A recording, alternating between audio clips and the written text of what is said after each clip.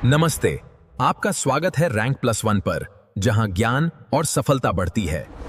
चलिए शुरू करें। हेलो दोस्तों, कैसे हो आप सभी लोग। उम्मीद करता हूँ आप सभी लोग मस्त होंगे और अपनी तैयारी अच्छी तरीके से कर रहे होंगे कक्षा 10वीं की।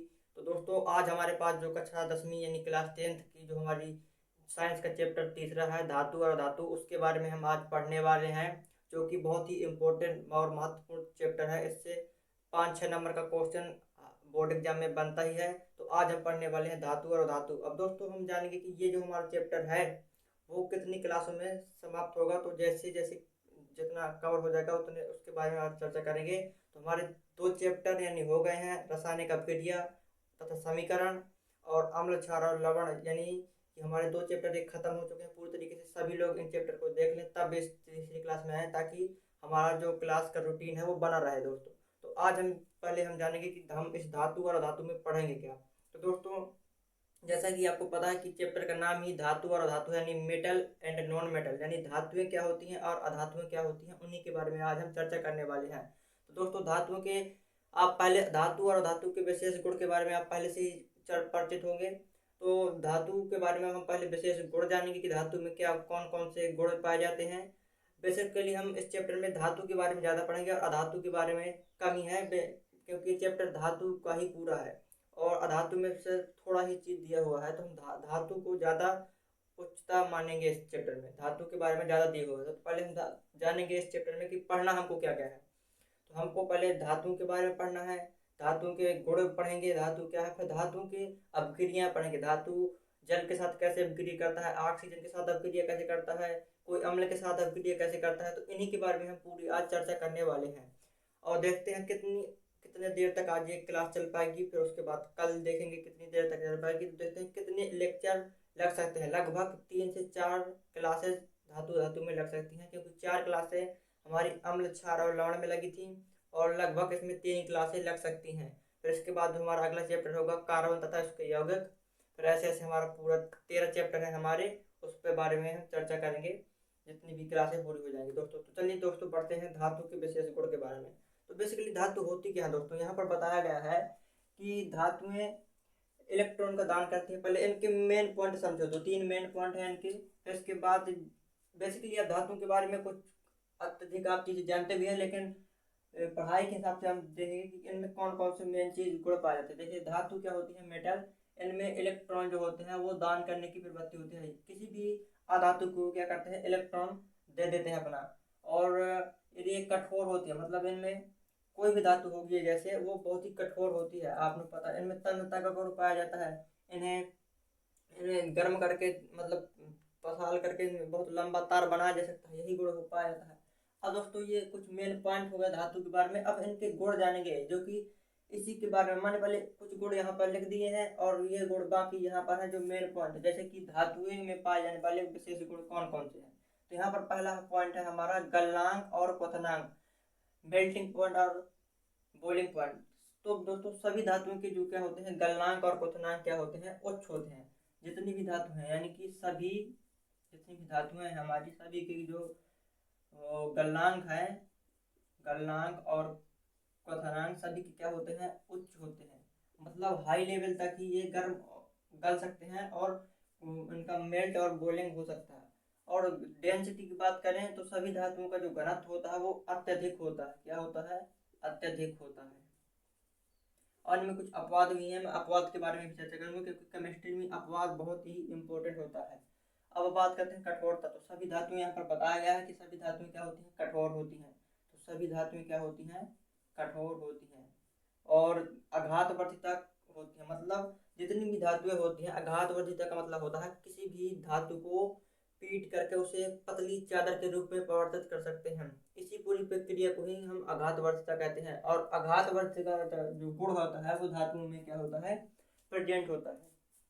तो पहली बात आप जान गए कि आघात वर्धिता क्या होती है। तो किसी भी धातु को पतली चादर के रूप में परिवर्तित कर देना। जैसे मान लो आपने ये सोना लिया, 1 ग्राम सोना, अब इसको आप गर्म करोगे तो इतना पीटोगे कि एक इस तरह की एक चादर के रूप में बन जाएगा। तो इसी पूरी प्रक्रिया को हम आघात वर्धक कहते हैं, जो कि एक इतना बड़ा चादर के रूप में बन गया। इनमें तन्यता का गुण पाया जाता है।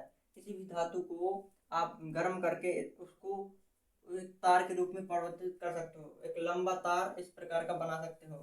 तो ऐसी ये प्रक्रिया होती है वो तन्यता की होती है। चालकता, जो सभी धातुएं क्या होती हैं, विद्युत की चालक होती हैं। इनमें विद्युत जो है जा सकता है, जैसे कि वस्तुएं कुचालक नहीं होती है, ध्वनिक होती है, सोनोरस पाया जाता है। इनमें सभी धातुओं में किसी भी कठोर सतह से उत्पन्न करे आवाज उत्पन्न करती हैं। जैसे कि आपने स्कूल की घंटी है, जैसे बजती है तो क्या आवाज उत्पन्न करती है, इसी प्रक्रिया को ध्वनिक या सोनोरस कहते हैं। तो धातुओं में 6 पॉइंट है, 7 पॉइंट है, जो कि में बहुत ही इंपॉर्टेंट है। इतने ऐसे इतने गुण पाए जाते हैं।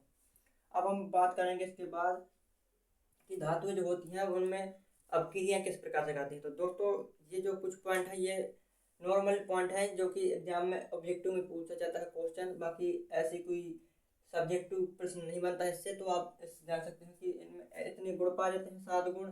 कौन कौन सा? चालकता का, क्वथनांक का, घनत्व का, कठोरता का, आघातवर्ध का, तंत्रता का और चालकता का और ध्वनिक सोनोरस का। मैंने सभी को बताया कि गलनांक क्वथनांक क्या है, घनत्व क्या है, कठोरता क्या है, आघातवर्ध क्या है, तन्यता क्या है, चालकता क्या है और ध्वनिक सोनोरस क्या है। अब दोस्तों अब हम आगे चर्चा करेंगे कि जो धातुएं होती हैं वो हमारी रिएक्शन किस प्रकार से करती हैं, जल से कैसे करती हैं और ऑक्सीजन से, कोई सी भी अम्ल से। तो इसी के बारे में अब हम चर्चा करने वाले हैं कि धातुओं की रिएक्शन क्या होती हैं। चलिए दोस्तों अब हम बढ़ते हैं धातुओं के रिएक्शन के बारे में। करने वाले हैं कि जो धातु होती है वो ऑक्सीजन के साथ कैसे अभिक्रिया करती है। ये अभिक्रिया बहुत ही इम्पोर्टेंट है और ये एग्जाम में लिखने के लिए आती ही है। तो दोस्तों हम बात करते हैं कि जब कोई भी धातु होती है, चाहे कोई भी धातु हो, जब ऑक्सीजन के साथ अभिक्रिया करती है तो वह संगत मिलकर के उसमें धातु ऑक्साइड का निर्माण करती है। अब दोस्तों धातु ऑक्साइड क्या है, तो जैसे ही उदाहरण हम चर्चा करेंगे तो आपको समझ में आ जाएगा कि धातु ऑक्साइड क्या होता है। तो आपको क्या लिखना है कि धातुओं की ऑक्सीजन की अभिक्रिया के साथ क्या होता है। तो जब ऐसा क्वेश्चन है तो आपको लिखना है कि जब धातु ऑक्सीजन के साथ अभिक्रिया मिलती है तो उनके साथ संगत होकर धातु ऑक्साइड का निर्माण करती है। लेकिन मैं आपको 2 धातुओं के बारे में ऐसे बता जाता हूँ, यहाँ पर स्टार मार्क कर लेना कि जो सिल्वर और गोल्ड होता है वो ज़्यादा यदि तापमान होगा तो वे ऑक्सीजन के साथ अभिक्रिया नहीं करेंगी। ये आपको बहुत ही महत्वपूर्ण चीज़ है, ये आपको याद करना होगा क्योंकि ऑब्जेक्टिव में पूछ सकता है। और यहाँ और बाकी जितनी धातुएं हैं वो ऑक्सीजन के साथ अभिक्रिया करती हैं। सिल्वर और गोल्ड वो भी ऑक्सीजन के साथ अभिक्रिया करती हैं, परंतु यदि तापमान अधिक होगा तो वो ऑक्सीजन के साथ अभिक्रिया नहीं करेंगी। ये बात याद करना। अब ये है उदाहरण की धातु ऑक्साइड कैसे बनता है। जैसे कि कॉपर को जब ऑक्सीजन के साथ मिलाते हैं तो कॉपर ऑक्साइड बन गया, तो इसी को हम कॉपर ऑक्साइड कहते हैं। यदि कोई धातु नहीं है, यदि हम एग्जाम्पल के तौर पर समझे तो धातु ऑक्साइड हो गया। एल्यूमिनियम को जब ऑक्सीजन के साथ मिलाते हैं तो एल्यूमिनियम ऑक्साइड बनता है। आपको ये दोनों भी अभिक्रियाएं याद करनी है जो कि इम्पोर्टेंट है, बहुत ही इम्पोर्टेंट है। अब मैं आपको बता दूं जो धातु ऑक्साइड होते हैं, कोई भी धातु जब ऑक्सीजन के साथ अभिक्रिया करती है तो जो धातु ऑक्साइड का निर्माण करती है, तो वो जो धातु ऑक्साइड होते हैं वो क्या होते हैं, क्षारीय होते हैं सभी धातुओं के। लेकिन यहाँ पर अपवाद है, जब कोई एल्यूमिनियम, जिसका यानी एल्यूमिनियम का और एल्यूमिनियम ऑक्साइड तथा जिंक ऑक्साइड, इनका जो ऑक्साइड होता है वो अम्लीय होता है तथा क्षारीय दोनों प्रकार का होता है। ये भी बहुत इम्पोर्टेंट है, यहाँ पर इम्पोर्टेंट है। इनके जो ऑक्साइड होते हैं वो अम्लीय और तथा क्षारीय दोनों प्रकार के होते हैं। तो ये आपको याद करना है, ये बहुत ही महत्वपूर्ण है दोस्तों। तो उम्मीद करता हूँ आपको धातुओं की ऑक्सीजन के साथ अभिक्रिया अच्छी तरीके से समझ में आया होगी। अब हम बात करते हैं धातुओं के जल के साथ अभिक्रिया, फिर उसके बाद हम पढ़ेंगे उभयधर्मी ऑक्साइड क्या है, फिर एनोडीकरण क्या है, और हम आगे पढ़ने वाले हैं धातुओं की अम्ल धातु की जल के साथ अभिक्रिया क्या होती है।